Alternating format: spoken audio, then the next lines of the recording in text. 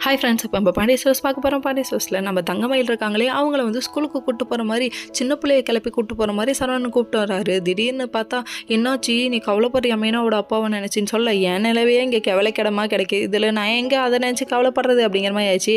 அதுக்கப்புறம் அவங்க என்ன சொல்கிறாங்கன்னா, பஸ் ஸ்டாண்டில் நிப்பாட்டிடுங்க, நானாக போய்க்கிறேன்னு சொல்ல, உனக்கு என்ன நீ ஏறு, என்ன வந்து ஆஃபீஸில் தான் விட்டுட்டு வர சொல்லியிருக்காங்க எங்கள் அப்பா. டேய் பாசத்தில் விட மாட்டியாடா, இப்போ கூட அப்பா சொன்னாருன்னா கேட்பியா, நீ நல்லா வருவாடா அப்படிங்கிற மாதிரி இருக்குது. அதுக்கப்புறம் ஏறுன்னு சொல்லி ஏற வச்சு, இந்தா இங்கே கூட்டு போகிறேன், இந்தா அங்கே கூட்டு போகிறேன்னு சொல்லிட்டு ஒரு வழியாக சென்னையே சுற்றி காமிச்சிருவாங்க போல். அந்த மாதிரி சுற்றி எல்லா சந்திலையும் காமிக்க, திடீர்னு ஒரு ஆஃபீஸ்கிட்ட நின்று, இதுதான் என் ஆஃபீஸு, நீங்கள் போங்க நான் பார்த்துக்கிறேன்னு சொல்லிட்டாங்க. இவ்வளோ தூரமாக நீங்கள் இருங்க, நீ இங்கே பத்திரமா இரு, நான் வேலை கிளம்புறேன்னு சொல்லிட்டு டாட்டா பாய் பாய் சொல்லிட்டு கிளம்பிட்டாங்க. என்ன ஆஃபீஸுன்னு கேட்டால், ஆடிட்டோரியம் ஆஃபீஸ் உள்ள நிறைய ஆஃபீஸ் இருக்குப்பா, உனக்கு என்ன வேணும்னு சொல்லி கேட்க, வேலை கிடைக்குமான்னு கேட்குறாங்க. என்ன பிடிச்சிருக்கு 12வதுன்னொடனே கேட்டு வாசல்லே துரத்தி விட்டாங்க. அடப்பாவிகளா, 12வதுக்கு வேலை இல்லையாடா அப்படிங்கிறீங்க. உண்மைதாங்க, காலம் கலிக்காலமாக இருக்குது, நீ ஏமா அப்படி பண்ணுற அப்படிங்கிற மாதிரி. அதுக்கப்புறம் வேறு வழியே இல்லாமல் அங்கிட்டு நடந்து போய் ஒரு கோயிலில் உட்காந்து பசிக்குதேன்னு சாப்பிட ரேஞ்சுக்கு போயிட்டாங்க.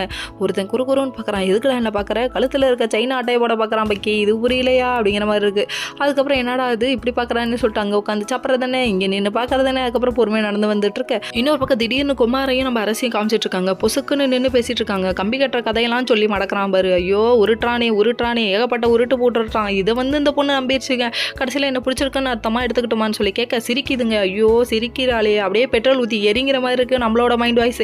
இதெல்லாம் ஒரு பக்கம் இருக்க, இன்னொரு பக்கம் மறுபடியும் நம்ம தங்கமயில காமிக்கிறாங்க. நடந்து வந்துட்டு இருக்க. சரவணன் ஒன்று பிக் பண்ண வராமான்னு சொல்லவும் பேய் அரைஞ்சு போயிட்டாங்க. ஓகே.